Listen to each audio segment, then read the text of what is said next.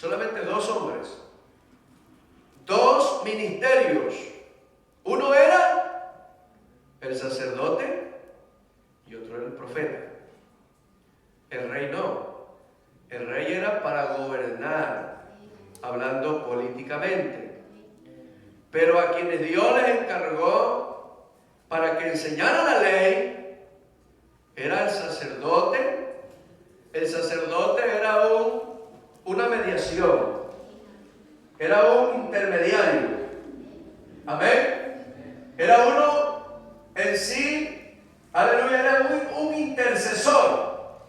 Como aquí leímos, como un abogado. Amén.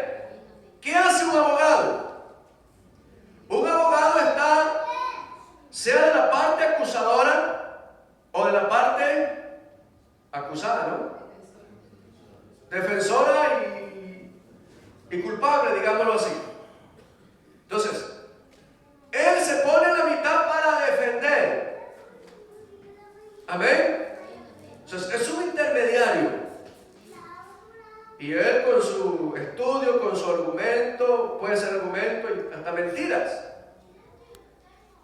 él puede ganar o puede perder. En este caso, era igual con el sacerdote. El sacerdote era un intercesor. El profeta era el que traía el mensaje de Dios. Era el que Dios lo tomaba y él decía el mensaje, así sea el rey. Si el rey estaba mal, estaba en pecado, iba el profeta y se lo decía en su cara. Y él, por eso es que los profetas los mataban, porque los reyes tenían autoridad humana. Amén. Porque eran los que gobernaban el pueblo, pero el profeta tenía la autoridad divina. Por eso usted verá que a los profetas siempre los mataban. Por eso Jesucristo, cuando vio a Jerusalén de una parte alta, él se entristeció mucho y decía a Israel: Jerusalén, Jerusalén, cuántas veces quise juntarte como la gallina junta sus polluelos y no quisiste. ¿Cuántas veces quise? Esa expresión quise, ¿en qué tiempo habla? Tiempo pasado. Pero el Señor se estaba refiriendo a lo que había hecho antiguamente. Y ese versículo es doctrinal. ¿Cuándo quiso Él? ¿Cuándo quiso? Desde que salió de Egipto, desde que se formó como nación. ¿Cuántas veces Dios quiso juntarlos? Pero ellos no quisieron. Amén. ¿Cuántas veces quise juntarte como la gallina junta a sus polluelos y no quisiste? Alabado sea el nombre de Jesús. Entonces, hermanos, un sacerdote es el que como que se para en la mitad para mediar. Amén. Note que Jesucristo es sacerdote. Y el sacerdote tenía que sacrificar un animal. Porque en el lugar donde tenía que presentar la sangre, no podía entrar sin sangre. Eso dice Hebreos 9. Que el sacerdote una vez por año, y no sin sangre, entraba al lugar santísimo para la expiación de sus propios pecados y también por las del pueblo. Si él entraba para que a través de la sangre sean expiados los pecados del pueblo y también los de él. Y lo hacía una vez por año. Eso es lo que hacía el sacerdote. ¿Por qué? El sacerdote era el instrumento que Dios utilizaba, era el instrumento humano. Amén. Ahora, Jesucristo es sacerdote por siempre y para siempre, pero Él también es la ofrenda. Amén. y Él es el sacerdote. Aleluya. Y ya vamos a ver unos versículos según lo que nos dice la Biblia, pero quiero volver a repetir lo que leímos. Este es el mensaje que hemos oído de Él y os anunciamos: Dios es luz y no hay ninguna tinieblas en Él. Si decimos que tenemos comunión con Él y andamos en tinieblas, ¿qué pasa? Mentimos, ¿verdad? Y no practicamos la verdad. Pero si andamos en luz, como Él está en luz, tenemos comunión unos con otros. Por ejemplo, vean, hermanos, y quiero que en esta mañana le cojamos al hilo lo que vamos a enseñar. Una persona que estando aquí se aparta, él ya no está en luz, está en tinieblas. Amén. Porque más adelante la Biblia nos dice que Jesucristo es la propiciación por nuestros pecados, y no solamente los nuestros, sino por los de todo el mundo, es decir, por todos. Y si una persona se aparta del camino del Señor, ya no está en luz. Amén. Ya no está en luz. Ahora, ¿en qué estado vive? En estado de tinieblas. Aunque vive en estado de tinieblas, él sigue siendo hijo de Dios. Sigue siendo hijo de Dios. La única manera de volver es reconciliarnos. Amén. Aquí dice: pero si andamos en luz como Él está en luz, tenemos comunión unos con otros, y la sangre de Jesucristo nos limpia de todo pecado. Ahora, cuando alguien se aparta, dígame usted, ¿qué comunión puede tener con nosotros? Que usted se tome un café, que usted coma de pronto con él, pero esa comunión es diferente. Estamos hablando a la comunión o a la unidad que anoche decía el pastor del Espíritu. Dice Pablo a los Efesios que tenemos que guardar la unidad del Espíritu. ¿En qué? En el vínculo perfecto de la paz. ¿Qué guardamos? Lo que tenemos. No podemos guardar algo que no tenemos. Amén. Y el que está apartado, no voy a hablar de eso, de eso no me voy a basar en el tema, pero no tenemos comunión. Ya no tenemos comunión con Él, hablando de lo espiritual. Amén. Cuando se vuelva a Cristo, sí. Usted leerá versículos que dice, mire, Pablo dice: con el fornicario no te juntes, ni aún comas con él. Pero Pablo no es radical en eso. Pablo no es radical, eso hay que leerlo bien. Por ejemplo, si un apartado está por ahí en la calle y me dice: pastor, quiero que hablemos y nos sentamos a tomar un café, porque Pablo dice que no me puedo sentar con él, no lo voy a hacer. Pablo no es radical en esa parte, porque uno debe entender que él necesita más que yo. Amén.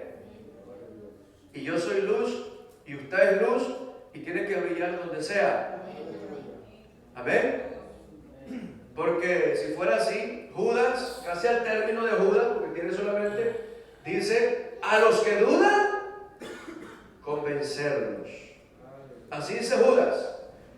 Vean, leámoslo. Eso está después de este mismo, lo mismo, después de Juan.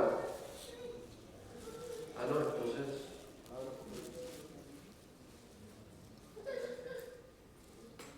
San Judas está después de Juan, de lo que estamos leyendo. Dice, mire el versículo 21, vamos a leer, porque tiene solamente un capítulo. Dice: conservaos en el amor de Dios, esperando la misericordia de nuestro Señor Jesucristo para la vida eterna. Algunos que dudan, convencerlos. ¿Cuántos dudan aquí para convencerlos esta mañana? A otros, salvar arrebatándolos del fuego. A los que dudan hay que convencerlos. ¿Cómo se los convence? La palabra. ¿Qué es lo que convence? La palabra. Amén. A otros salvar arrebatándolos del fuego. Hay algunos que pueden estar ya casi cayéndose en el fuego, pero hay que arrebatarlos. Y de otros que dice, tener misericordia con temor, aborreciendo a una ropa contaminada por su carne. ¿Quiénes son estos? Estos son los que cuando usted le habla el Evangelio y se burlan, se mofan, y aún hay gente que se ha apartado de la iglesia y se burlan también de estos que dice la Biblia que hay que tener misericordia con temor, aborreciendo a una ropa contaminada de su carne. Es decir, de ellos quien se tiene que ocupar o el que se ocupa es Dios. Amén. A los que dudan, porque cuando hay duda, viene el hermano pastor, mire, es que tengo esta duda. Ahí hay que convencerlos con la palabra. Y de hecho hay muchos hermanos que van a mi casa o aquí me preguntan, dicen, pastor, me he ido convencido. Porque hermanos, aleluya, la palabra de Dios es infalible. Dios no se equivoca, hermanos. Lo que Dios dice es veraz. Aleluya. Entonces se los convence por la palabra. A otros salvar. Y están a puntito de caerse en el horno de fuego. Aleluya. Hay que arrebatarlos de ese fuego. Y de los otros ya les expliqué. Démosle una alabanza al nombre maravilloso de Jesús. Pues, hermanos, hablando de comunión, nosotros sabemos que el agua y el aceite no se mezclan. El agua y el aceite no se mezclan. Amén. Entonces nosotros o somos agua o somos aceite. Por eso a veces hay como a veces malinterpretamos la Biblia, porque la Biblia dice que nosotros no nos debemos unir en yugo desigual con los incrédulos. Y esos versículos que el apóstol Pablo dice, a veces uno solamente lo toma como para el que se va a casar con un incrédulo. Claro que sí, se puede usar en esa parte, pero nosotros, hermanos, debemos saber que no hay comunión entre la luz y las tinieblas. Amén. Por eso, el día que alguien se quiera casar, tiene que ver bien con quién se casa. Amén.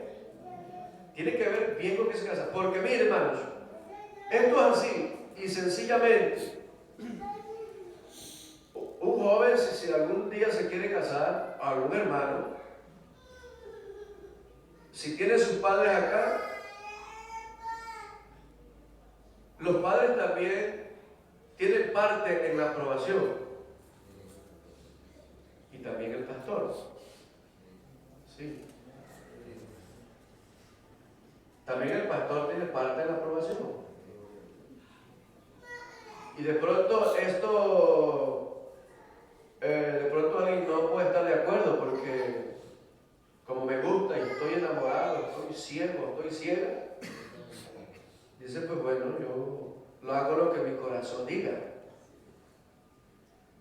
Pero bueno, la decisión sí, la decisión primordial es el que se va a casar.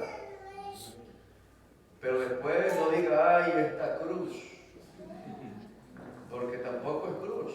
Ya se metió a soldado, tiene que aprender.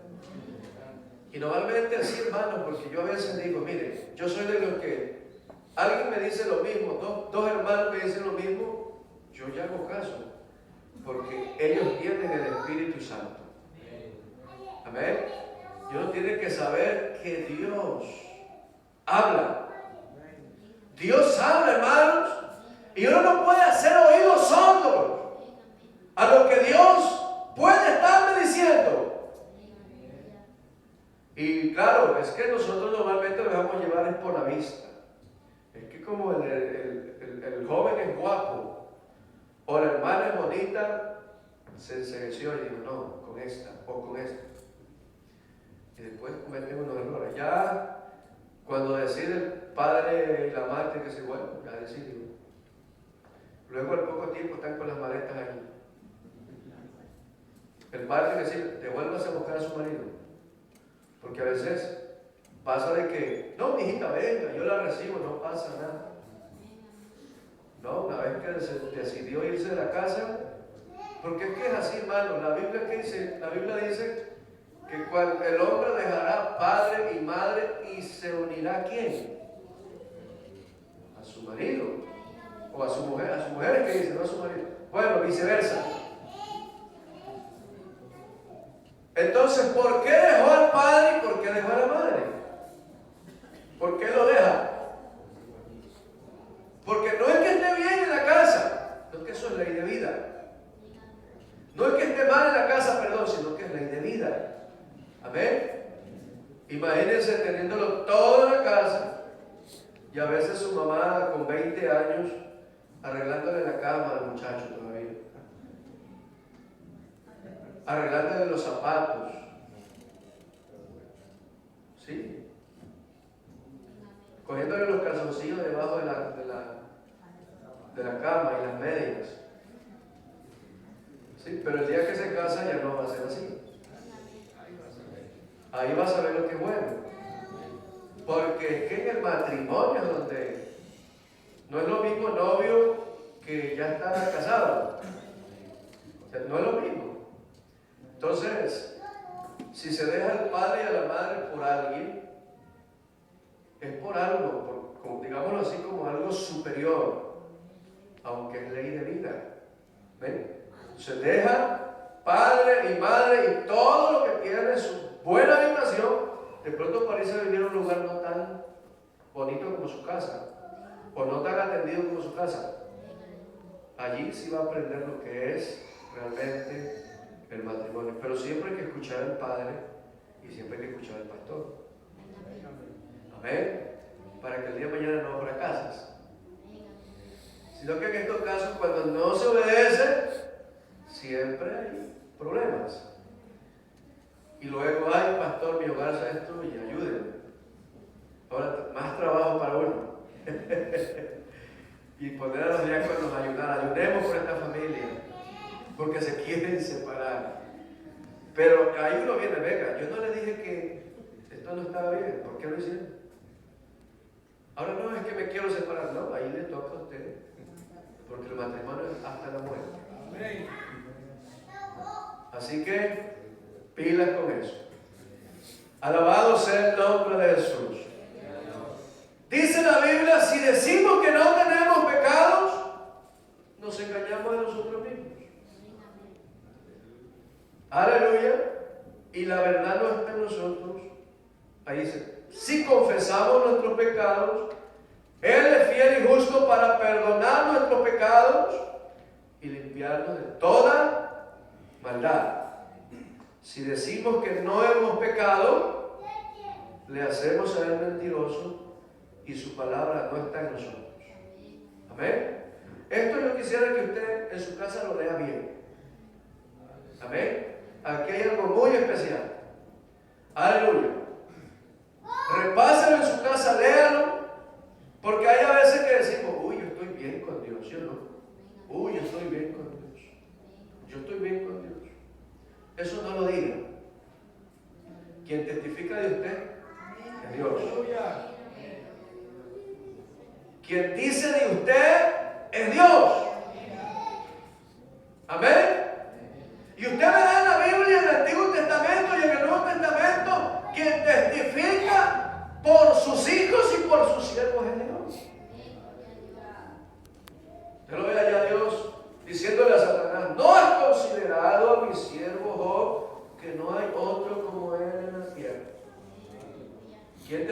acerca de Job? Dios. Y eso no sabía ni Satanás.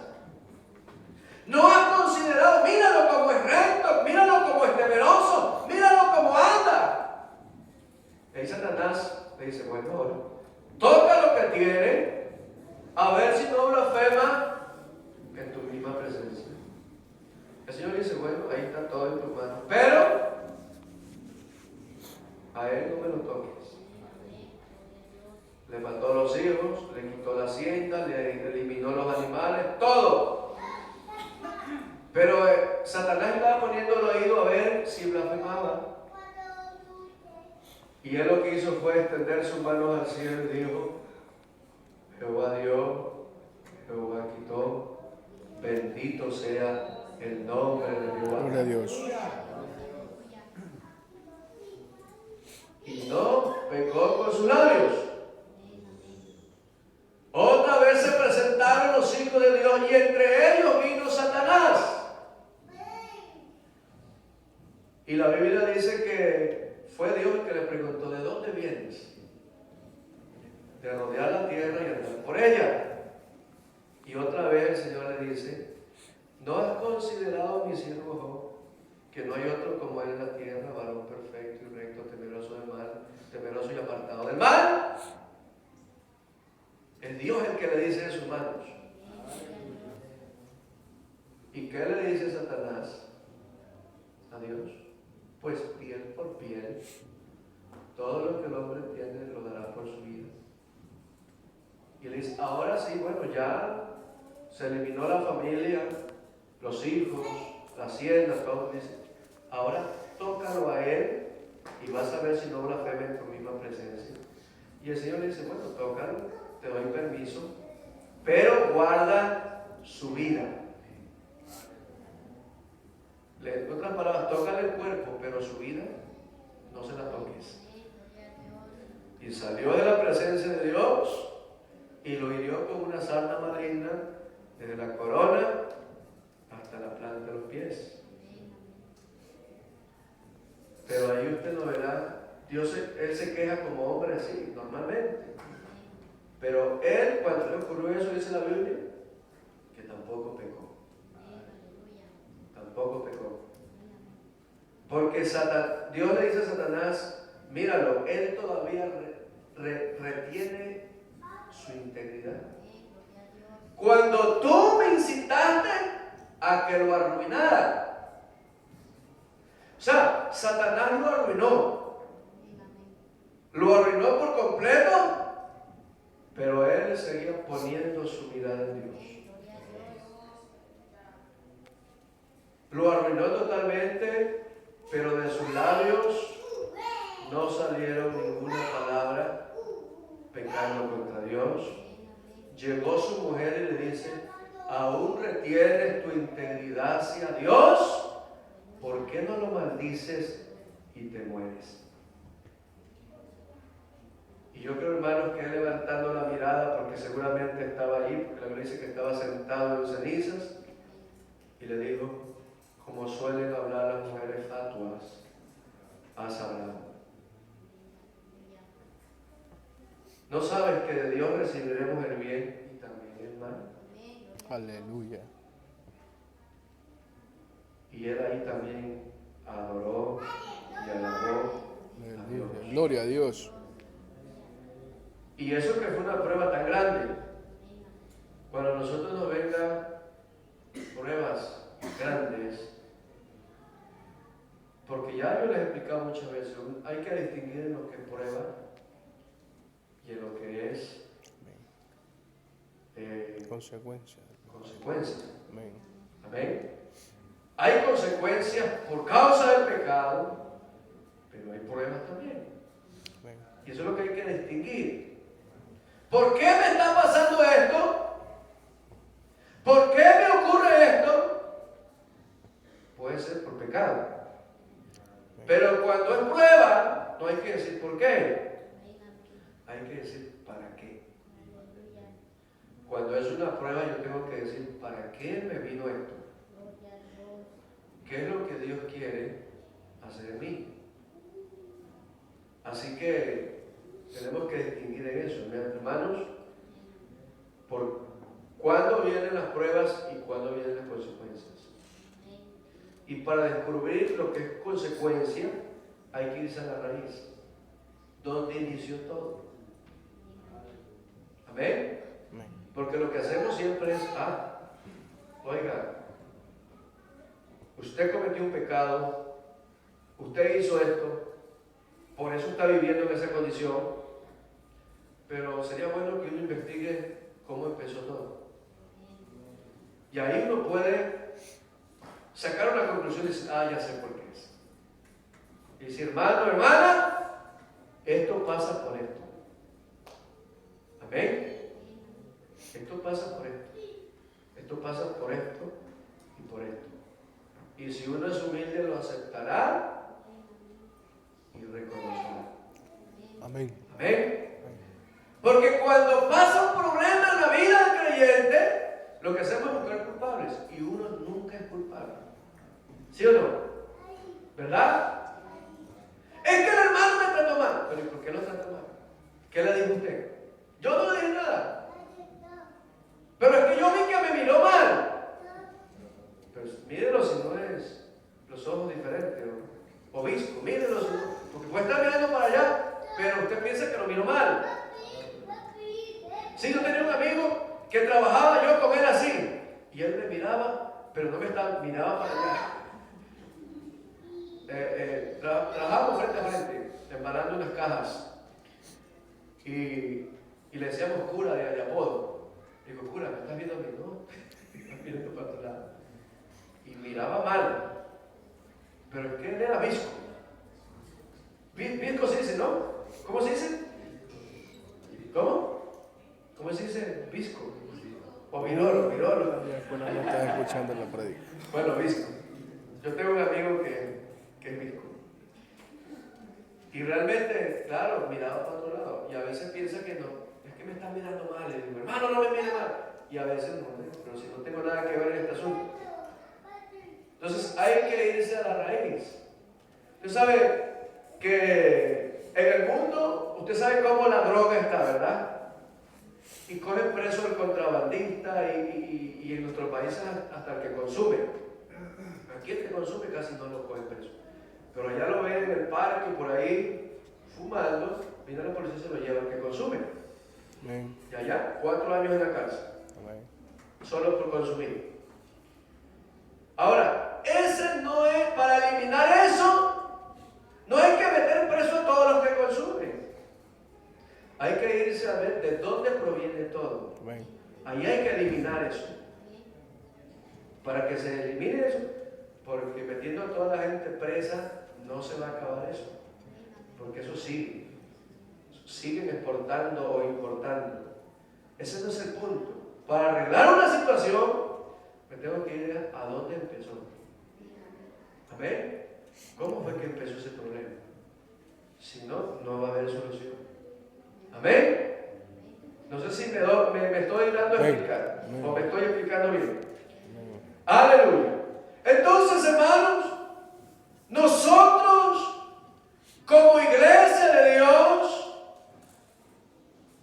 tenemos un sacerdote que traspasó los cielos, dice Pablo. Traspasó los cielos y ese sacerdote es Jesucristo. Amén. Yo quiero que leamos Hebreos capítulo 10.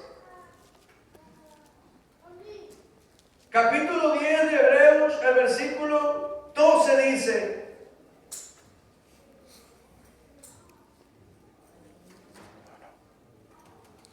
pero Cristo, habiendo ofrecido, ¿qué versículo dije? 12. Pero Cristo, habiendo ofrecido una vez para siempre un solo sacrificio por los pecados, se ha sentado a la diestra de Dios. Note que aquí está Jesucristo ofreciendo un sacrificio, pero Él se ofreció a sí mismo. Amén. Él era la ofrenda, porque Él se ofreció a sí mismo. Y aquí dice ofrecido una vez para siempre un solo sacrificio por los pecados, se ha sentado a la diestra de Dios, pero no a la derecha. Amén. Dios no tiene derecha. Amén. Porque, hermano, Dios es espíritu. Y ayer el hermano en el culto leía Isaías 40, donde dice: Él está sentado en el círculo ¿de qué? De la tierra. De la tierra. O sea que la tierra es redonda. Eso es lo que quiere decir. Y que después dicen que los científicos descubrieron eso. Hermano, esto está escrito hace ya 2000 años. Amén. No, más, porque eso está en Isaías. Amén. Digámoslo así, más de 3000 años está esto escrito y ya se decía que la tierra era redonda. Amén. Amén. Amén. El hombre no ha descubierto nada. Amén. Dios dice que la tierra era redonda, el Amén. círculo de la tierra. Amén. Ahí está sentado el Señor. Amén. Además, la Biblia dice que su presencia hincha el universo. Amén. O sea que, para yo decir o buscarle una derecha a Dios, ¿dónde se la voy a encontrar? Si yo en esta mañana le busco la derecha al Señor, no, porque el Señor está aquí, está en China, está en Estados Unidos, está en Japón, está en Oceanía, está en África, está en todas partes. Búsquele la derecha a ver si se le encuentra.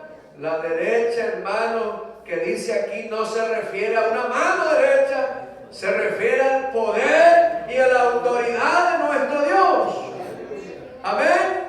Está sentado a la diestra de Dios y de aquí en adelante esperando hasta que sus enemigos sean puestos por estrado de sus pies, porque con una sola ofrenda hizo perfectos para siempre a los santificados, y nos atestigua lo mismo el Espíritu Santo, porque después de haber dicho: este es el pacto que haré con ellos, después de aquellos días, dice el Señor, pondré mis leyes en sus corazones y en sus mentes las escribiré, y añade: nunca más me acordaré de sus pecados y de sus transgresiones, pues donde hay remisión de estos, no hay más ofrendas por el pecado.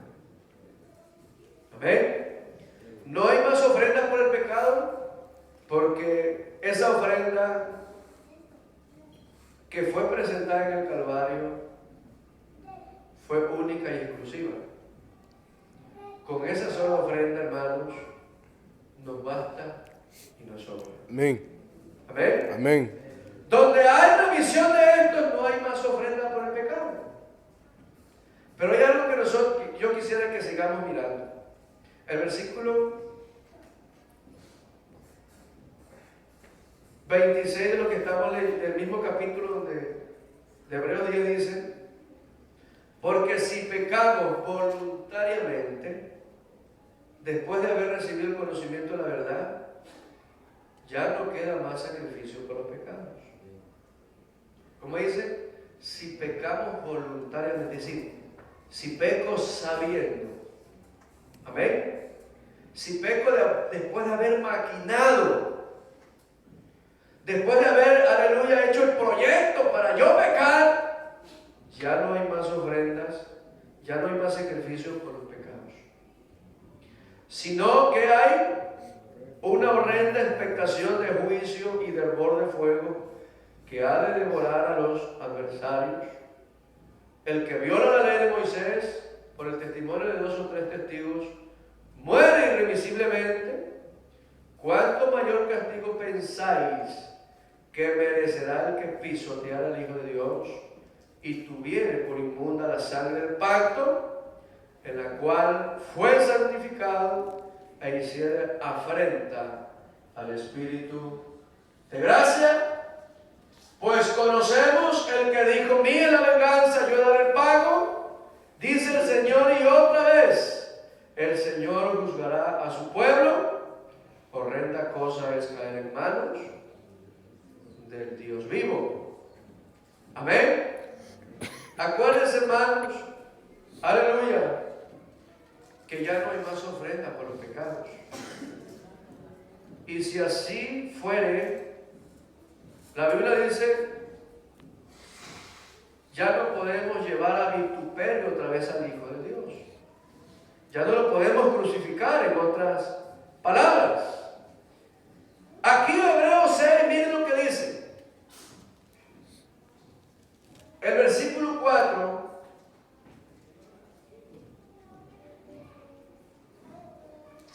dice lo siguiente: porque es imposible que los que una vez fueron iluminados y gustaron el don celestial y fueron hechos participantes del Espíritu Santo. Escuchen bien esta escritura, hermanos. Y asimismo gustaron la buena palabra de Dios y los poderes del siglo venidero y recayeron, sean otra vez renovados para arrepentimiento, crucificando de nuevo para sí mismo al Hijo de Dios y exponiéndole a vituperio. ¿Cuál es la imposibilidad de estos versos? Porque es imposible que los que fueron iluminados y gustaron del don celestial y fueron hechos participantes del Espíritu Santo, y asimismo gustaron de la buena palabra de Dios y los poderes del siglo venidero y recayeron, sean otra vez renovados para arrepentimiento, crucificando de nuevo para sí al Hijo de Dios, exponiéndolo a vituperio. Eso es imposible volverlo a crucificar. Ya no se puede. Ya leímos que solamente se hizo una ofrenda, solamente se hizo un sacrificio. Ya no se puede volverlo a crucificar. Amén. No podemos pecar, hermanos, conscientemente. Amén. Yo sé que cometemos errores. También dice la Biblia que tenemos un abogado. Yo recuerdo que un hermano español en Bilbao, él me decía, hermano Daniel, cada vez y cuando. Dice, ¿cómo es posible que un hermano ofenda a otro y luego le pida perdón? Digo, pero es lo normal, ¿no? Dice, hermano, hubiéndose evitado de ofender para que no pida perdón. Y cuando él me dijo eso, yo decía, analizaba, ¿pero qué me quiere decir? Hermano, uno tiene que abstenerse, hermano, de tratar de no ofender a nadie, porque cuando uno ofende al hermano, debe saber que esa comunión entre los dos se quiebra, se rompe. Y también se rompe la comunión con Dios. Dice, para estar meditando de pedirle perdón cada vez en cuando, mejor más hago es cerrar mi boca y pensar bien lo que voy a decir. ¿Qué dice Santiago? Bienaventurado el varón que no ofende en palabras. Eso dice Santiago, ¿verdad? Sí. Muchas veces, hermano, lo que hay que hacer es escuchar algo y callar y meditar. Pensar bien lo que uno va a decir, para no tratar de ofender. Amén.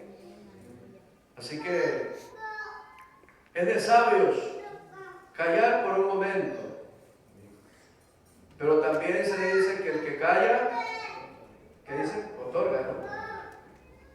Ahí dice, no, mejor me callo, pero si estás callando, estás otorgando. Es bueno callar y analizar. Además, la Biblia dice en Eclesiastés que cuando vengamos a la congregación o a la iglesia, acerquémonos más para oír que para ofrecer el sacrificio de los necios. Amén. A este lugar lo que más tenemos que nosotros considerar y saber que venimos es a llenarnos, a recibir y a irnos satisfechos. ¿Ven? No venimos a este lugar para irnos más desanimados.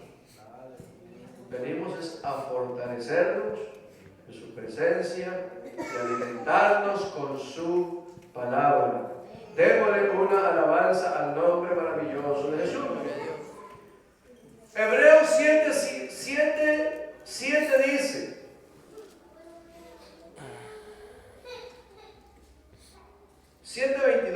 desde el versículo 22, por tanto Jesús es hecho fiador de un mejor pacto, y los otros sacerdotes llegaron a ser muchos, debido a que por la muerte no podían continuar. Mas este, por cuanto permanece para siempre, tiene un sacerdocio inmutable.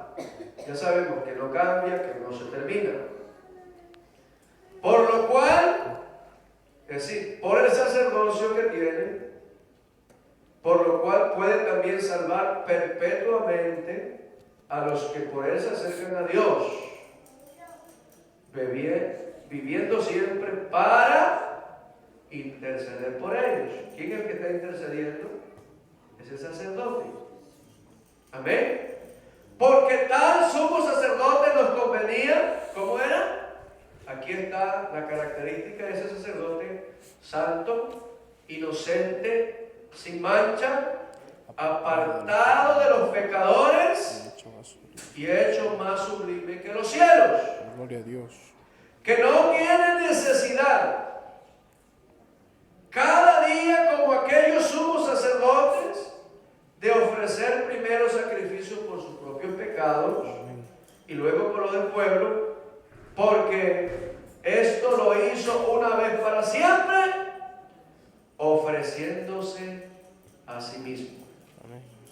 Porque la ley constituye sumos sacerdotes débiles a débiles hombres, como por ejemplo este siervo que está aquí, pero la palabra del juramento posterior a la ley, al Hijo hecho perfecto para siempre. El Hijo hecho perfecto para siempre, hablando de la ofrenda. Amén. Porque la ofrenda ofrecida en el Calvario es una ofrenda perfecta.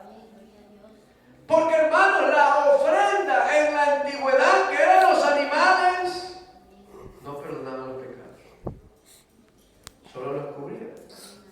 No los borraban, solo los cubrían. Y algo que está cubierto no se puede ver. ¿Ven? ¿Cómo los cubrían? Con la sangre. Usted, si pecaba, estuviera en ese tiempo: he cometido un pecado, he agraviado a mi hermano, lo he insultado. Llevaba un animal allá al sacerdote, y el sacerdote, pues ahí la sangre, lo degollaban, y la sangre, el sacerdote entraba al lugar santo, al lugar santísimo, y ahí esparcía la sangre. Y ese pecado, ese hombre que cometía el pecado, esa sangre cubría sus pecados. Entonces, Dios ya no miraba el pecado, sino que miraba la sangre. Y cuando miraba la sangre, se movía en misericordia. Amén. Pero esa sangre lo que hacía era cubrir. Amén. Pero cuando Cristo se ofreció a sí mismo, esta sangre no solamente cubre, sino que limpia, sino que lava, sino que santifica y borra los pecados. Amén. Esta sangre no los cubre, no los tapa, sino que lo que hace es borrar los pecados, perdonar los pecados, lavar los pecados. No tiene necesidad cada día, como aquellos sumos sacerdotes, de ofrecer primero sacrificios por su propio pecado y luego los del pueblo, porque esto lo hizo una vez para siempre, ofreciéndose a sí mismo. Amén. Claro que a veces dicen: no, es que quien lo envió a morir en la cruz fue el Padre. Sí, obvio que él como hombre necesitaba ser enviado. Él como humano necesitaba sujetarse y obedecer. Amén. Pero como Dios no necesitaba nada de eso. sujetarse y obedecer. Pero como Dios no necesitaba nada de eso. Porque aquí dice, se ofreció a sí mismo.